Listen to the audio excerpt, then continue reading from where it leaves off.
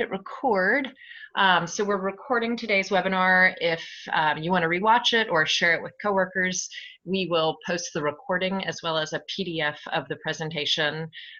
Those will be up on our website later today. You'll just have to log into your SUSTA account and go to past webinars, and you'll find the recording from today as well as our other webinars from the last few weeks there. So we will go ahead and get started. Let's see. All right. For those of you who are new to SUSTA, we offer two core programs, global events and 50% cost share. In non-COVID times, companies can participate in our global events and actually meet with qualified foreign buyers at trade shows and during trade missions. Given the recent events, we're offering a lot of virtual opportunities and events, which I'll talk about in a minute. And then through our 50% cost share program, companies can apply to receive 50% reimbursement of certain international marketing expenses. Of course, a lot of companies were coming in and getting reimbursed for trade shows and travel for trade missions and trade shows and that kind of thing.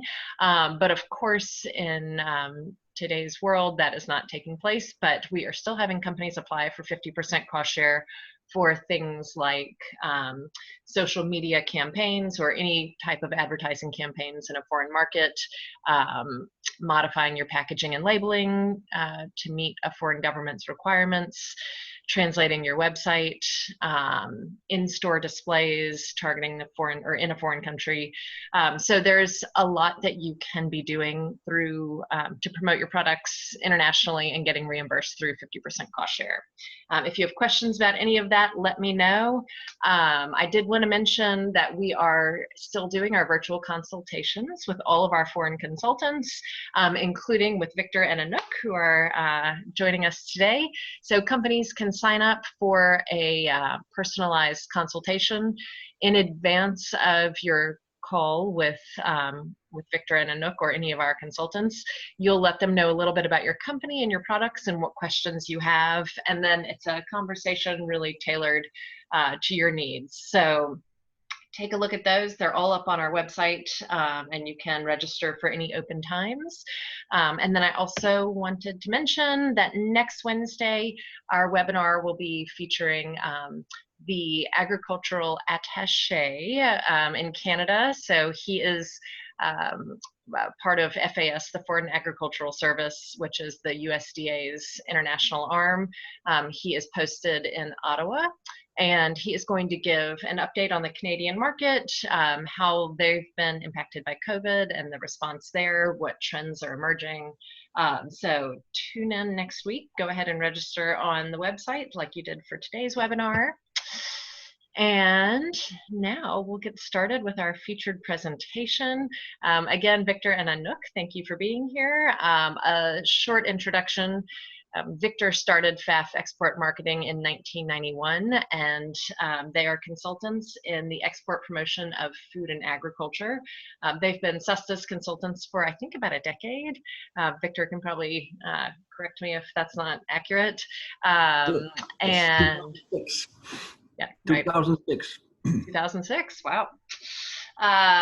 So they've been great partners with SUSTA and all of our companies for quite a while. And Anouk joined the team last year and has been a great addition to the team and a really good support for SUSTA and our companies. So that is all I have. Here's my contact information. Oh, one thing to mention, if you're interested in learning more or finding out about our events as they launch, make sure that you like us on Facebook and LinkedIn. We're always posting updates on social media, and we also send emails regularly with information about our new opportunities. So make sure that you open the emails and read those. All right, Anouk, I'm going to stop sharing, so it is all you. Thank you. Okay, I will start sharing now. Okay, so yeah, first of all, thank you for watching this webinar about pricing strategy for the European Union. Yeah, as Phaff Export Marketing. Yeah, we are Europeans. SUSTA's European consultant for already 30 years now. Victor mentioned 2006, but I've heard 2007, but it doesn't matter. We are based in the Netherlands, which is the gateway to Europe. And together with Rosanne Pfaff and Victor Pfaff, I am working on the European SUSTA activities. First, I would like to mention that you can always contact us if you have any questions about exporting to Europe. We are here to help you. During this webinar, we will discuss several topics that you have to take into account when setting your pricing strategy for the EU. But first, I will start with a short overview of the EU, and I will give you a quick update about the COVID-19 status in the EU. And after that, I would like to give the floor to Victor. So let's start with the overview of the European market. The European market is a mature market and easily accessible. It contains out of 27 different countries, all with different habits, different behaviors, different languages. And for example, not all countries do use the euro. Regarding customs, the EU is considered one market. Once imported, the product can travel freely within the entire EU. Then about trends, many EU consumer trends are led by the macro trend, health consciousness. Every year, the awareness level is increasing and consumers are becoming smarter in their choices and give huge importance to their well-being. Besides, storytelling is crucial to have success in the market. Consumers want transparency, honesty, and authenticity because they are focusing more on experiences now. And Europe is the most sustainable continent in the world. Consumers are looking for sustainable and plant-based products. Choosing a healthy diet is a big part of these healthy lifestyles, and European consumers are sophisticated and care about the specifics as gluten, lactose, glucose, chemicals, and many more. This is the so-called free from trend. E-commerce has a significant impact on traditional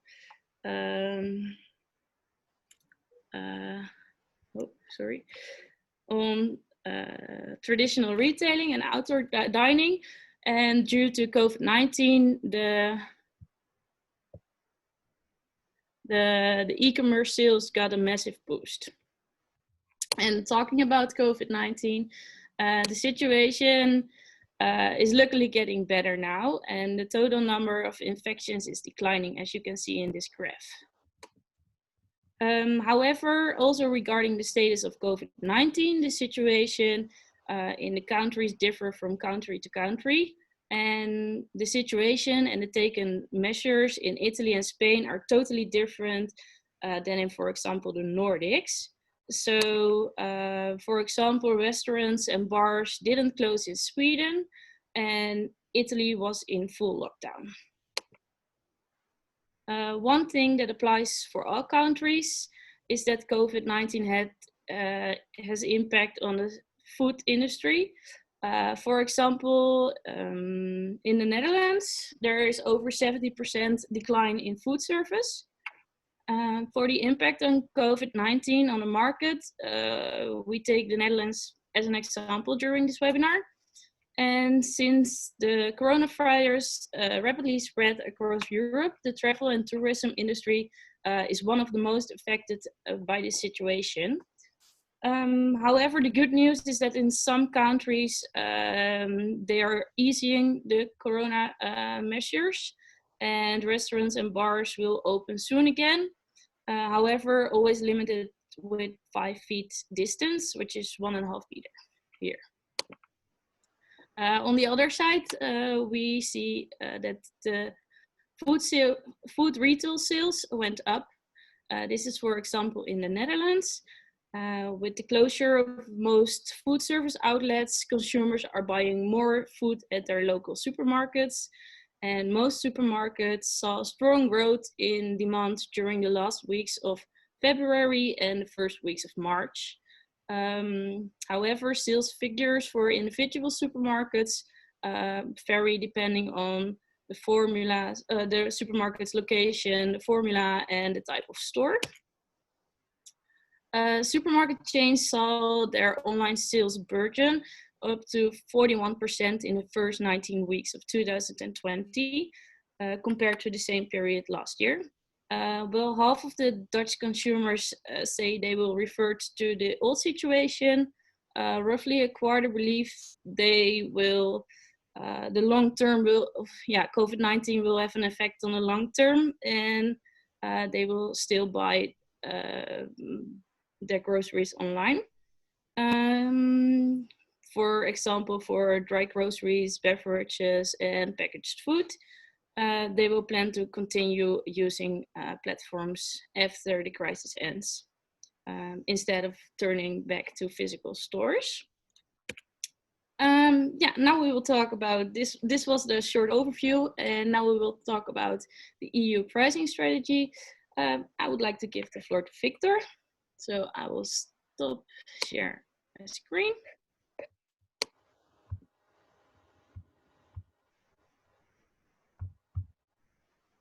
So you can start sharing your screen. Thank you, Anouk. Well, there is your first container on the large boat. Container ship contains nowadays 20,000 containers, and most of the containers that will arrive in the EU, in Europe, will arrive in Rotterdam or in Antwerp. And from that harbor, it will go by truck or by small feeder vessels, like you see the vessel in front of it, to other markets like London, Barcelona, Hamburg, or whatever it is. But before we are in the harbor of Rotterdam, we have to take a long road. And during this session, I would like to take you along this long road, the logistics from your plant to the consumer in Paris. Let's call her Angelique Boulanger. So, this logistics over the supply chain is concentrated in this practical session that I am trying to give you, is focusing only upon the European EU market. And we will discuss things like when is the change of the ownership and the responsibility of the product, and the terms of delivery, terms of payment, and the road to the consumer in Paris.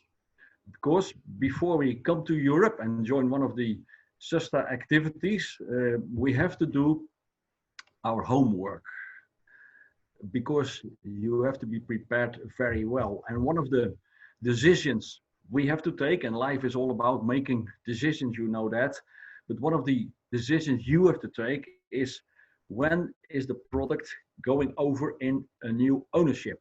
We call that the terms of delivery. And there are two extreme sides of it. You can say, okay, I am a producer of barbecue sauce in New Orleans, and I like only those importers who will pick up my barbecue sauce at my plant. I will put it on the truck and they will make the payment, and that's it. That is what we called free on truck New Orleans in this case. There are other exporters or potential exporters who say, no, I would like to go much deeper in the market, and I go to the other side of the site and I deliver my products at the importer in Paris or in Barcelona, and it is so-called CIF Barcelona. Well, that is a decision which has to be taken. If you go deeper into the market, you can reach much more importers who are not able or are not willing to pick up the product at your plant. But at the other hand, you take more risks. And it's all depending, your company and the product that you're doing. Do you, for example, full truckloads of sweet potatoes or peanuts? Well, then you will decide it's easier to bring the product to the end client because the more clients you can reach, the more margin you can make. But if you have a specialty product only doing several pallets each time in a combined container, well, then you move into the free on truck situation where you put it on the truck at your plant. This is not a decision that you take forever because it can change during your export experience. But before coming to a Paris activity, for example, we are at the CL show in Paris, you have to make this decision. And I prepared together with Anouk this nice overview of the whole scheme between free on truck, your place, and delivered at destination, because it's never so black and white.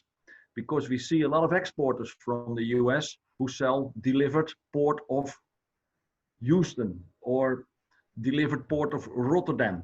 But you have to make it very precise, because delivered port of Houston or delivered port of Rotterdam is not enough. Because is it on the ship? Is it on the quay? Is it put on the truck again? And all these things are marked here in this so-called Incoterms. And there it's a good overview from which you have to choose which way you have to go.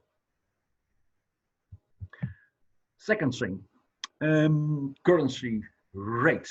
And I always hear, well, currency rates, what's the difference? Because we are exporting in US dollars, which is acceptable for the EU, because the dollar is a well accepted currency. But a dollar is not a dollar. For you it is, but not for me. Because here you see the currency between the US dollar and the euro over the last 5 years, and you see how it is fluctuating the whole time. And I have a practical example.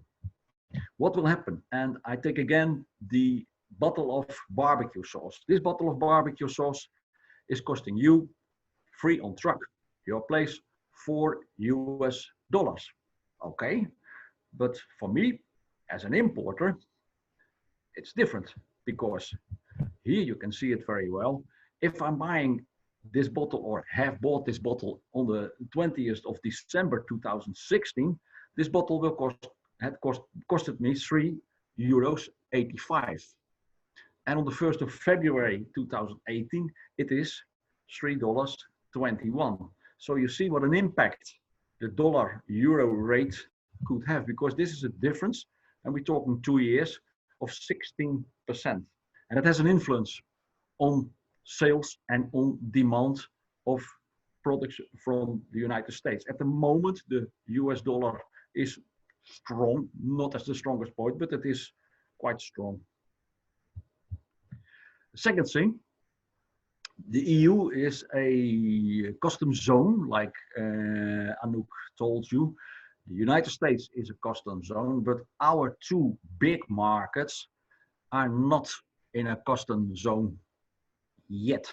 There are negotiations, and sometimes these negotiations are in a positive mood, sometimes a little bit in a slow mood. These are the GET negotiations to see whether we can arrange up and down to lower the import duties between our two big markets and increase the business. But so far it's not the case.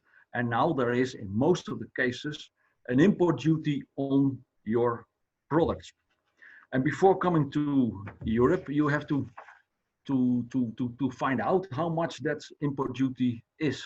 And that's easy to find, because each product has a unique HF code. And with this HF code, you can go to the website of the customs of the United States, and there you will see the import duty. Can be 2%, can be 8%, can be even up to 15%. And that is important to know, to see the opportunities. And then by coming and discussing about a custom zone, well, we have to talk about the Brexit, because we all know several years ago the UK decided to go out of the European market.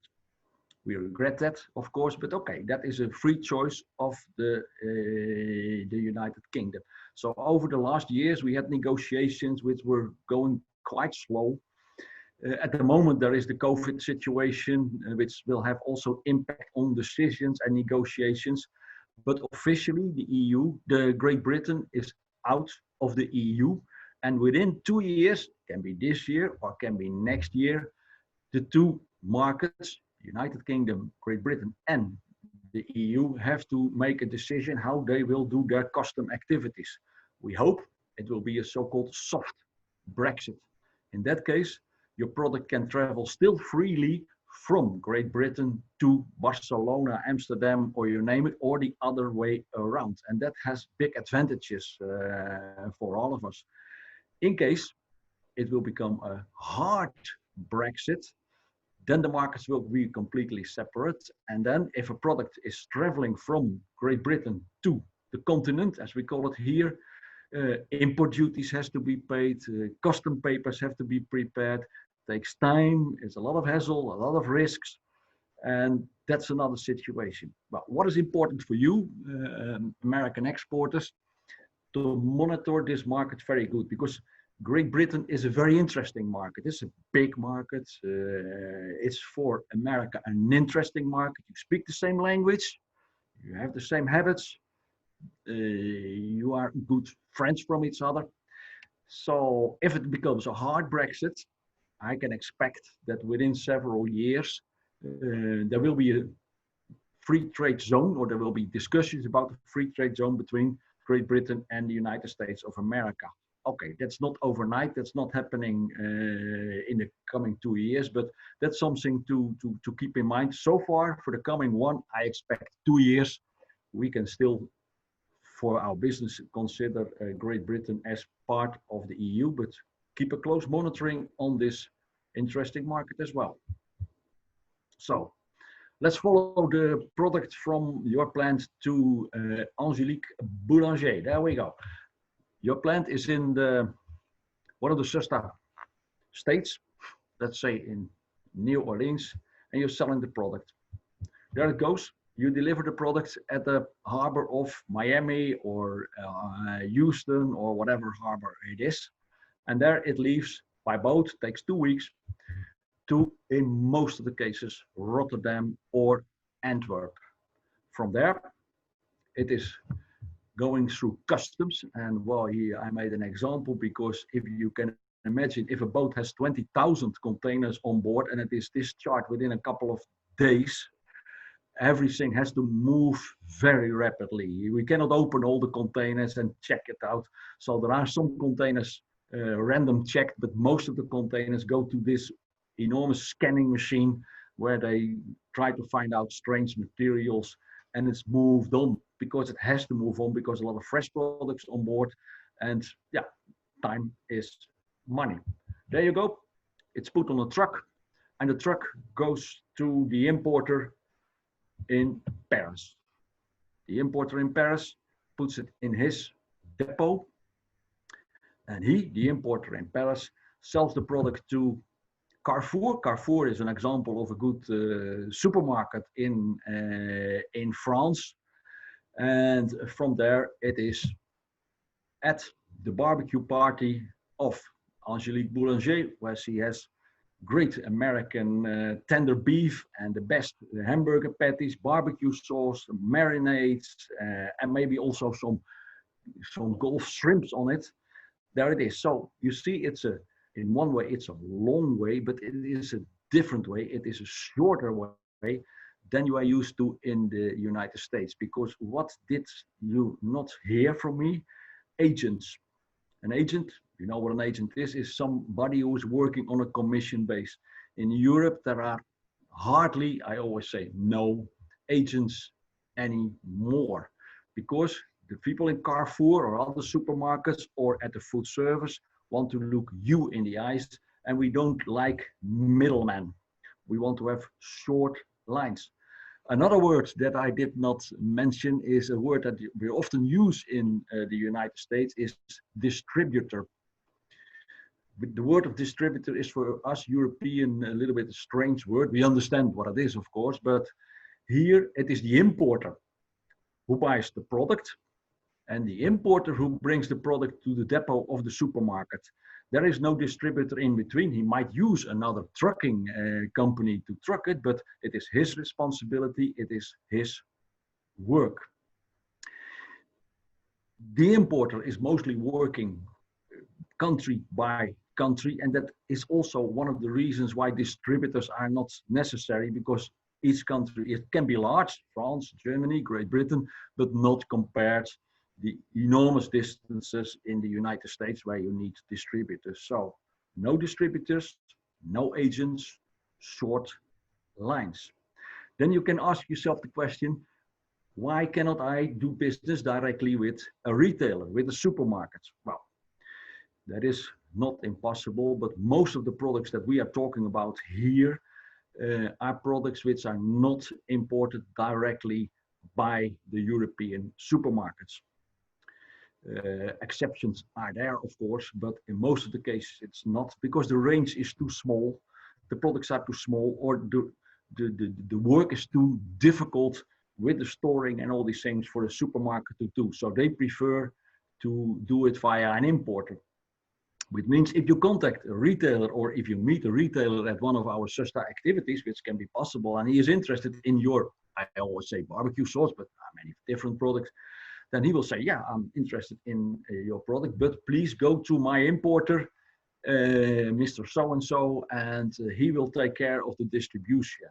And that's the way it goes. So let's go a little bit deeper into this supply channel, because we are talking about money, we are talking about prices. Well, there we go. I made an example, the cost breakdown of the product from New Orleans or the harbor of Miami to the end user in Paris. Well, I took $5 per bottle of barbecue sauce, just an example. In one container, there are 20,000 bottles of barbecue sauce. And now I have to move this place to another. Yep. So that means a full container is costing $100,000 at the harbor of Miami. Then we have to pay and this calculate the sea freight to deliver the product from the harbor of Miami to the harbor of Rotterdam. Well, that's costing, depending on what type of container it is. Is it a reefer container, which is for frozen products, or just an ambient container? But let's say $4,000. These prices are going up and down. There are hardly calculations to make, but okay, this is a good example. So the price delivered docks of Rotterdam is $104,000 for a full container of barbecue sauce. Import duties are paid over this amount. So let's say we take 10%. So then the total amount of the goods are $114,400. Still, the product is then at the harbor of Rotterdam. And from a harbor, wherever it is in the world, you have to move your product as quickly as possible to the inland destination, because to store your product in harbors is extremely expensive. Everything is possible, but move your product out as soon as possible. So you put it on a truck, or your importer is putting it on a truck, and that's costing $900 to bring the truck to Paris. Then it is delivered at the importer, and then the price per kg or per bottle, I have to say, is 5.51 per bottle. What's happening then? Then the importer who owns the product, who will do the sales, who will do the distribution, who will take the risk, he takes between 15 and 17.5% margin on average.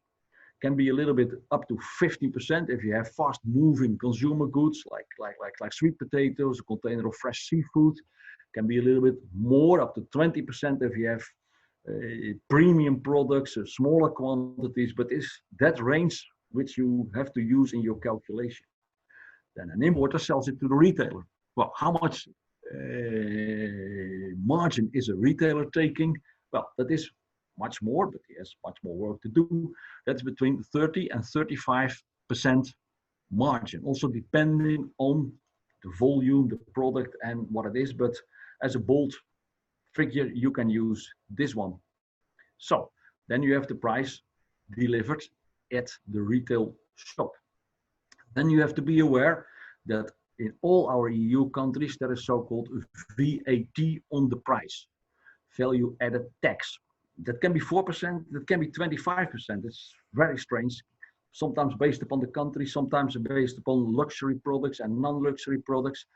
But you have to be aware about that because it's part of your calculation. If you take Hungary, for example, there is 25% VAT. Well, maybe that could be a reason not to aim on Hungary, because you cannot aim on all the EU countries, but to aim on Germany, where it is in this case maybe 4%.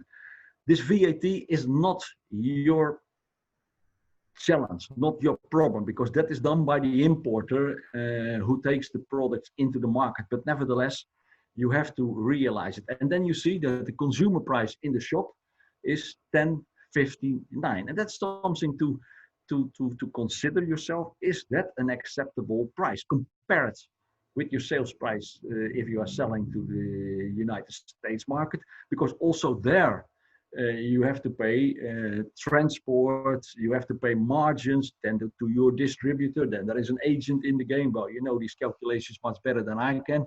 So also the product that is leaving for $5 a bottle from your plant and goes to well, New York, far away. Also there costs are involved, but roughly we can say it's mostly doubled the price compared for the price X plant. And now over the last 2 years, we have discovered something very interesting for you. And that's something we show you, because more and more of the European retailers have their whole assortment, and a big retailer also in the United States probably, but I talk for Europe, has between 10,000 and 15,000 SKUs, items on his shelves, and almost all these shelves are on the internet, not for the trade, for the consumer. Also because most of these supermarkets are selling online and deliver with small trucks. This gives you the opportunity to do an enormous good market research by just looking at these prices. And I cannot show you here, but once you see the price, you can click on the bottle, you see the ingredients, and if you click further on, you even see sometimes the importer behind this product. Well, hey, that is good information, free of charge. And some of the retailers started with this only 2 years ago, but now more and more people are doing it. So here, for example, this is Jumbo, our second retailer in the Netherlands. Here, I made an overview of the barbecue sauces there. And please keep in mind, the price that you see here is the price including VAT, because always in Europe, the price at the shelf is the price you pay at the counter. Not like in America, then on the counter something is added, but here is the price. What you see is the end price, and then you can compare the range. What is a premium product doing? What is maybe an American product doing? But also what you can see is how big is the range for barbecue sauces. Here in the Netherlands, it's a big range, so probably there's a big market for it. But if I go to France, yeah, Carrefour, it's a big supermarket. We only found 2 barbecue sauces. You see the prices. What's the reason? Cannot I find more? Or is there just not an important big market for these products in these markets? Well, in this way you can see, you get an enormous good overview. Then we go to Sweden, very interesting market for American products.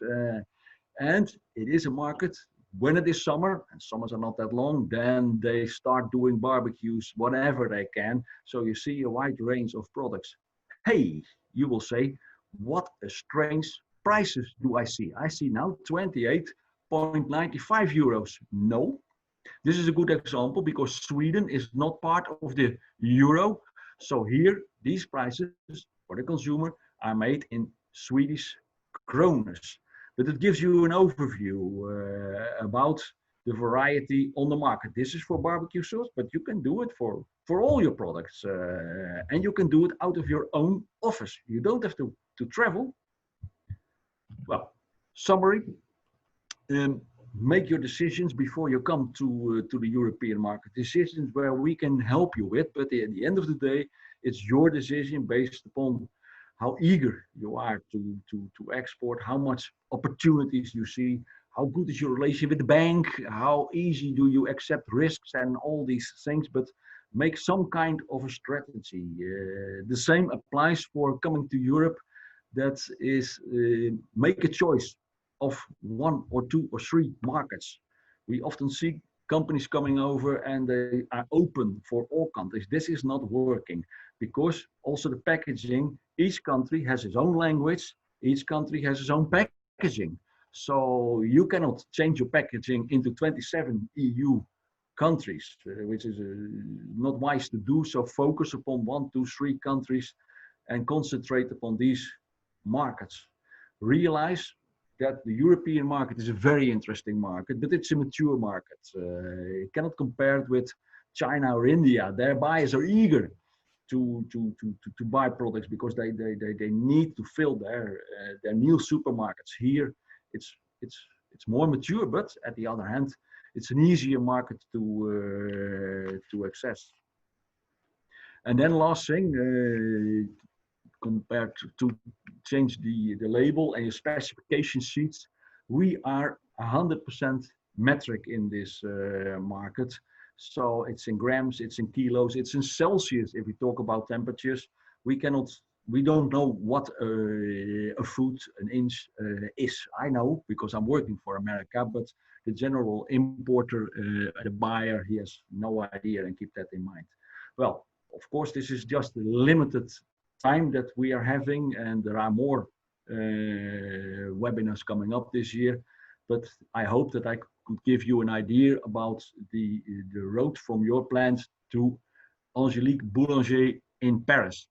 Thank you.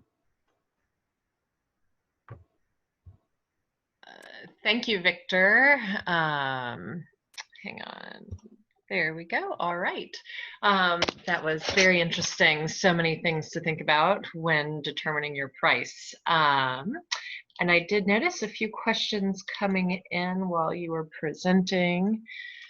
To start, do the clients in the EU, I guess the importer, do they prefer the quote to be in the euro or US dollars?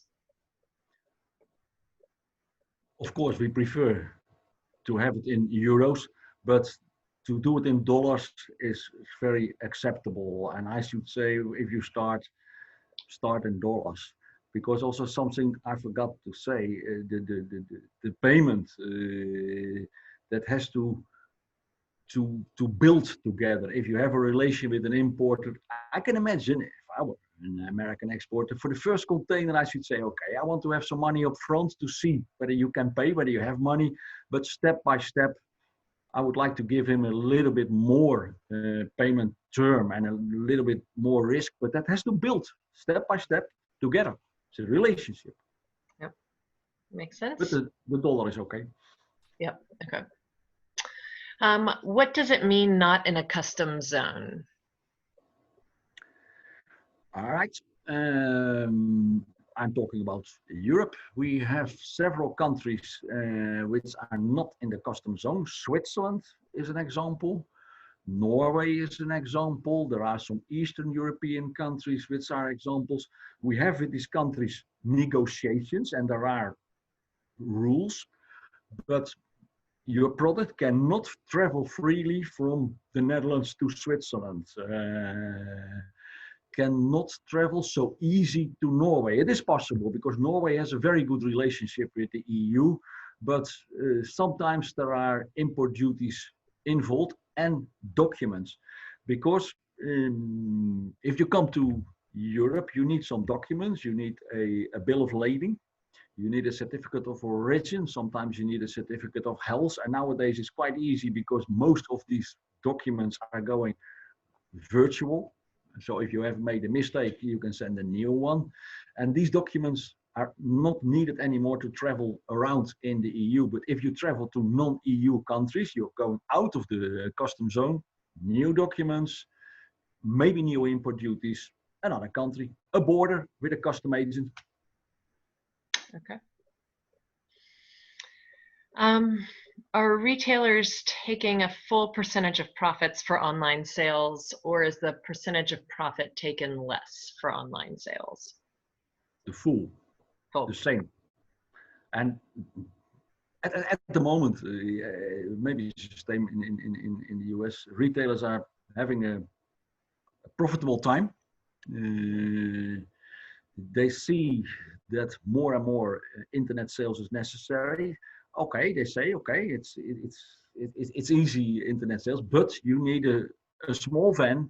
You need a man who is the driver, who puts the box in the kitchen or at the door, whatever it is, and these costs are compared, so they take the full price.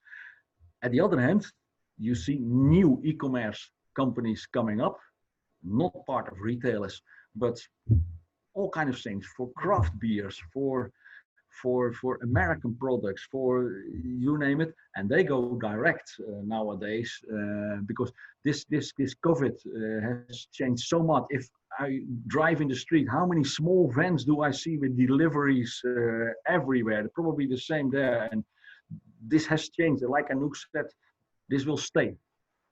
A big part will stay. Mm-hmm. Okay, yeah, it's a very interesting time.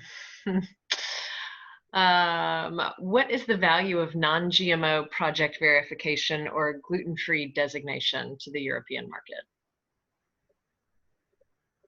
Do I do it, Anouk, or? Yeah, go. Yep. Well, GMO is a discussion.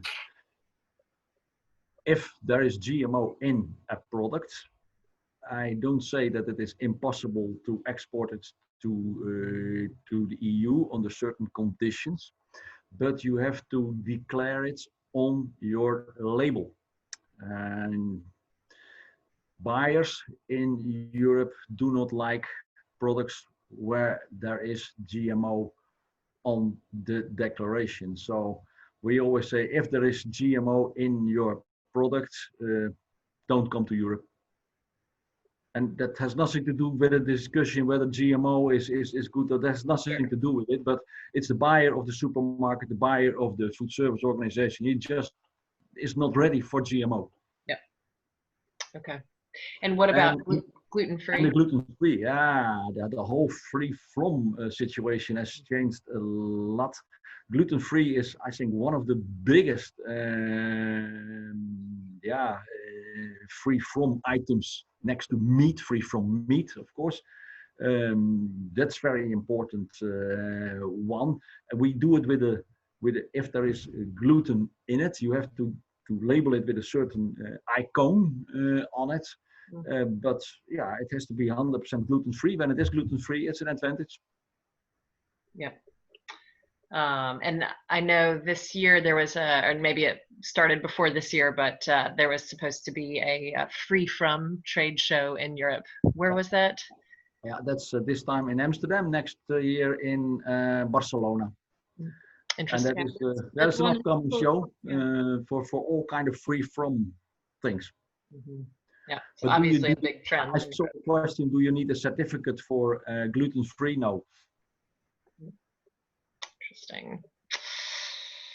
Okay, let's see. How can I get in touch with an importer?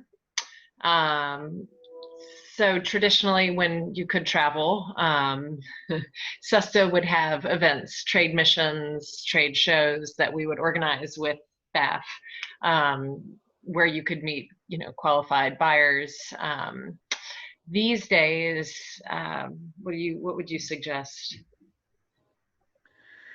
Well, over the last weeks, we always said leave the buyers alone.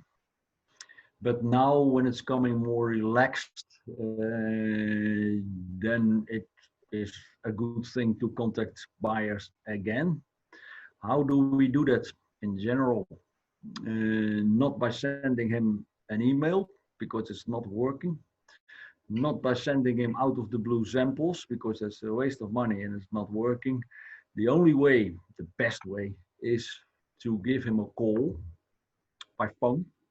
It's not easy because then you will call the switchboard of Carrefour in France. You've seen the pictures of the supermarket. In most of the cases, the man or the lady at the switchboard will not give you the name of the buyer of sweets or whatever the product is, but they will say, okay, this is the way to do it. But if you can try, get the buyer on the phone. Buyers at retailers are hard to get on the phone, but you need importers. Buyers at the importers, okay, they are busy like everybody, but you get them on the phone.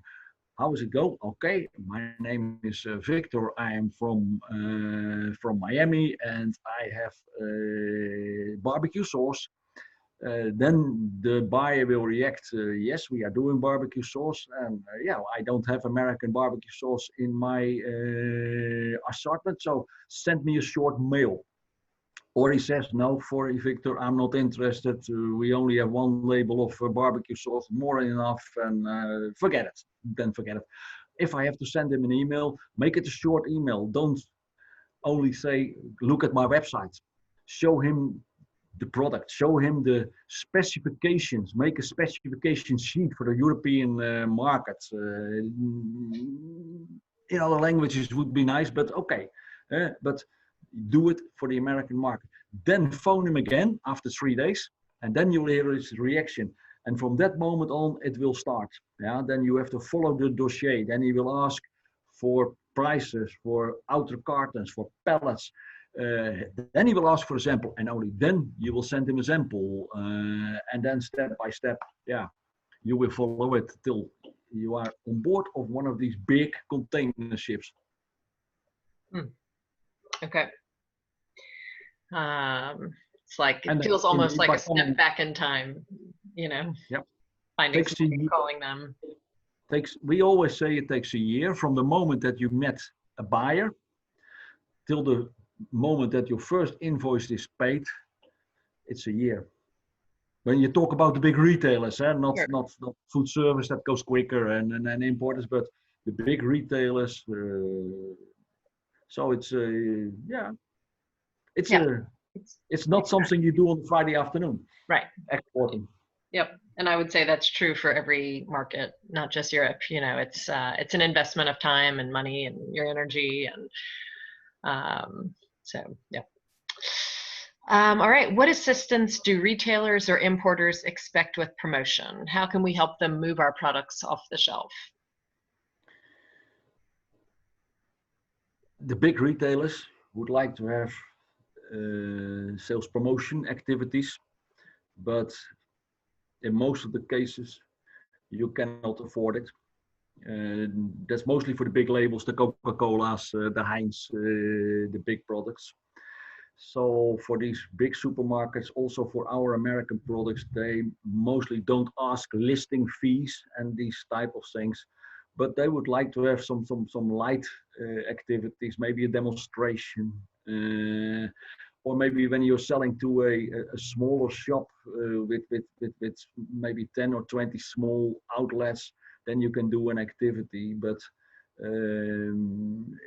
it is something to do, something to discuss with your importer, but it's not something which blocks you at the beginning of it. Not for our middle size and smaller exporters. And I'll mention that that's definitely somewhere SUSTA can step in and help. The 50% cost share program, you can apply to receive 50% reimbursement of, you know, in-store displays. So think like something at the end of the aisle or a shelf talker, you know, something that's going to call attention to your brand in the store. We could reimburse for 50% of those expenses. In-store sampling, I mean, I don't think that's happening these days, but surely that will take place again. And SUSTA can again reimburse companies 50% of those costs. So, you know, the grocery or retailer is gonna charge a fee for doing the sampling. That would be eligible. You're going to have to hire somebody to do the sampling. Their wages, their hourly wages would be 50% reimbursable. So things like that. Advertising, you know, maybe in their grocery circular or on a, you know, Google ads, whatever it is, SUSTA can reimburse 50% of those kinds of promotions, which you know, is something that would definitely, I would think, please the importer or retailer. Yeah. Anouk, maybe you can tell about the two activities that we are doing here in Spain and in Scandinavia. Yes, we also have an SUSTA in-store promotion in Scandinavia this year. We are working on that. So if you have any interest on being part of this in-store promotion, please let us know. We work together with an importer buyer on this activity, and yeah, he will select products. So it's always good to have a list so for him, so he can choose which products he will work with. Great. Is recyclable packaging important?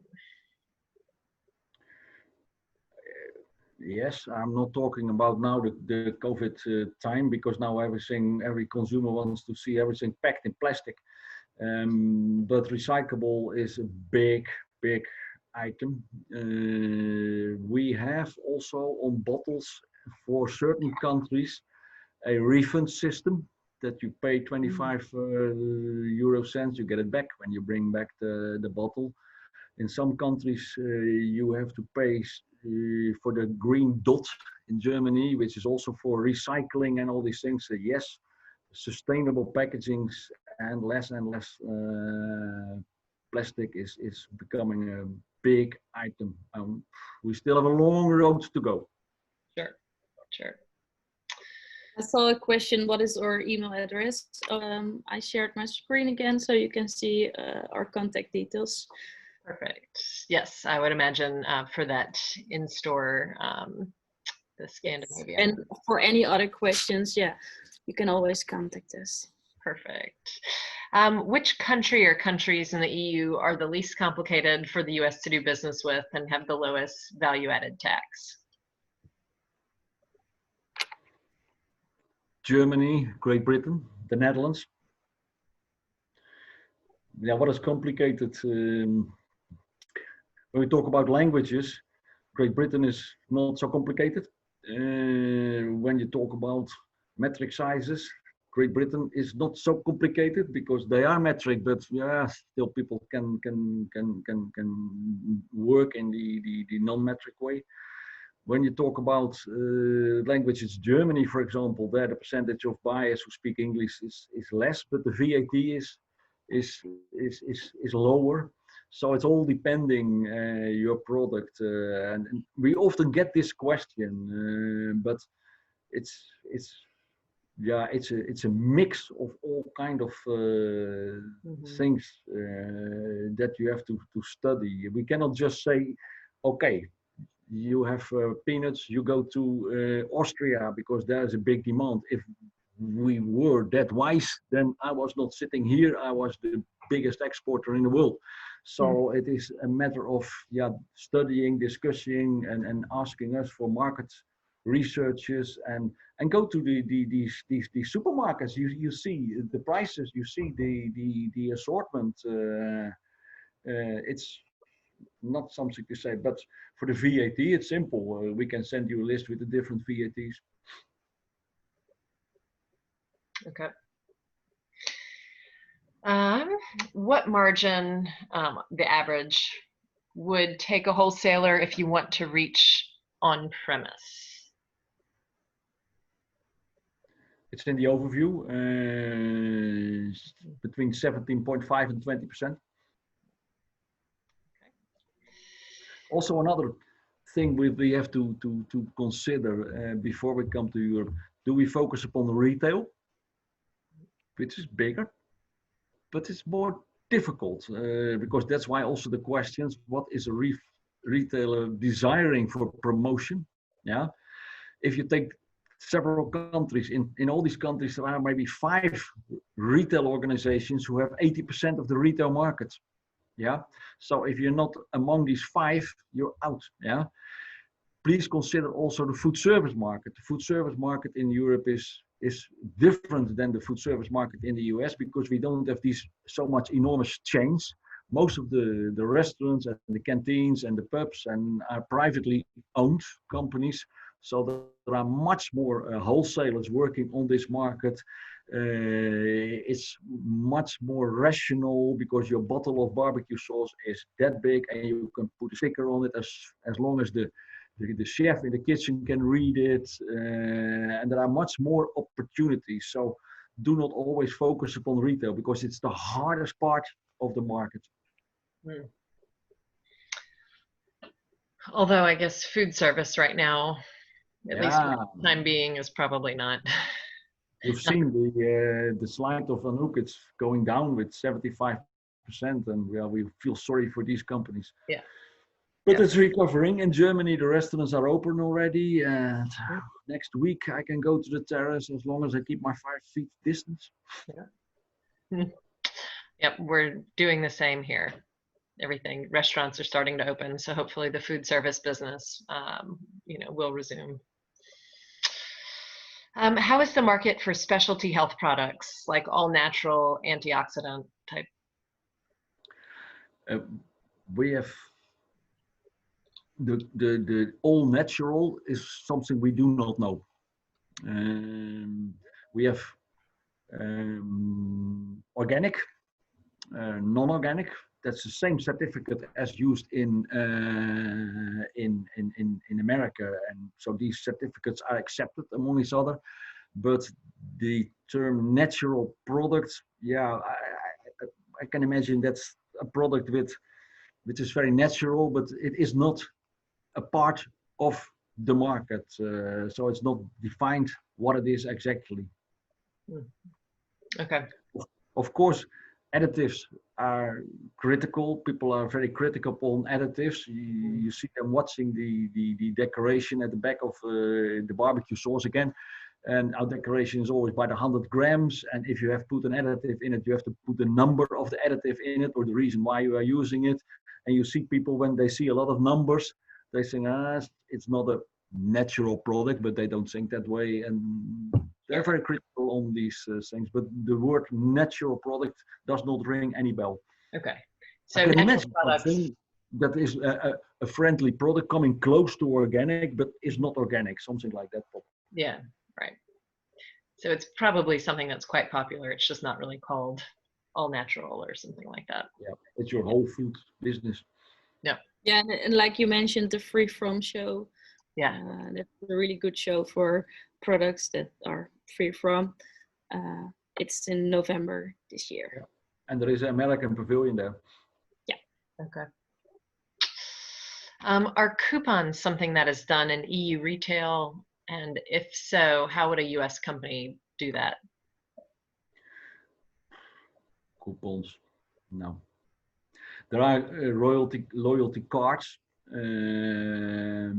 but these are things that are organized by the retailer itself and not by the exporter. Sometimes a retailer will ask, okay, let's start an activity next week, 10% off, and then he will ask the exporter to also reduce the price with 10%. But the things as coupons and all these things, it's not part of our business here, and there are not so many coupons to do. That's the same as because it's a different market. The shelf stoppers and the packaging specially made for on the shelves. You cannot use it here because all the retailers have their own shelf system, and that's their system. You cannot change it, and you cannot come in with your ideas or your coupons or your special things. Yeah. By Okay. the retailer. So, no coupons. All right. Great questions. I'm not seeing any others come in, and I think we are right at 10 o'clock, which closes out the hour. So if there are no other questions, we'll go ahead and conclude. Again, we'll be posting the video of today's webinar, or the recording of today's webinar, on our website.